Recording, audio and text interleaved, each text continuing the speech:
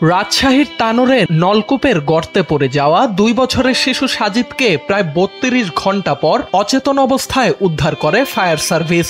উদ্ধারের পর তানোর উপজেলা স্বাস্থ্য কমপ্লেক্সে নেওয়া হলে পরীক্ষা নিরীক্ষার পর শিশুটিকে মৃত ঘোষণা করেন চিকিৎসক। এর কিছুক্ষণ পরেই মৃত্যুর খবর প্রকাশ করে ফায়ার সার্ভিস। এদিকে শিশু সাজিদের এমন মর্মান্তিক মৃত্যুর জন্য দায়ী যে গর্ত, সেটি ২ বছর ধরে ছিল উন্মুক্ত। সেচের জন্য গভীর নলকূপ বসাতে পরপর ৩টি স্থানে খনন করেছিলেন তানোরের কোয়েলহাট পূর্বপাড়া গ্রামের বাসিন্দা কাসির উদ্দিন। তবে পানি না পাওয়ায় নলকূপ বসাতে পারেননি।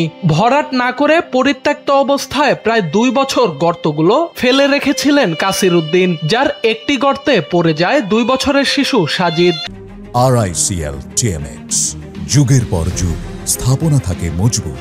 সাজিদের মা রুনা খাতুন কান্নাজড়িত কণ্ঠে বলেন, ৩টি জায়গায় গর্ত খোঁড়া হয়েছিল, বন্ধ না করে গেল ২ বছর ধরে এগুলোকে সেভাবেই ফেলে রাখা হয়। প্রশ্ন করেন, কেন ফেলে রাখা হয়েছিল? আমি কাসির উদ্দিনের কাছে জানতে চাই। এজন্য ওই ব্যক্তির শাস্তিও চান তিনি। শোকাহত রুনা আরো জানান, ঘটনার পর কাসির একবার দেখতে এসেছিলেন, তারপর আর আসেননি, তিনি পালিয়ে গেছেন। এদিকে দুর্ঘটনার জন্য তার অবহেলা ও অসতর্কতাকে দায়ী করে দৃষ্টান্তমূলক শাস্তির দাবি করেছেন এলাকাবাসী। সোহান আল রাজি, NPB।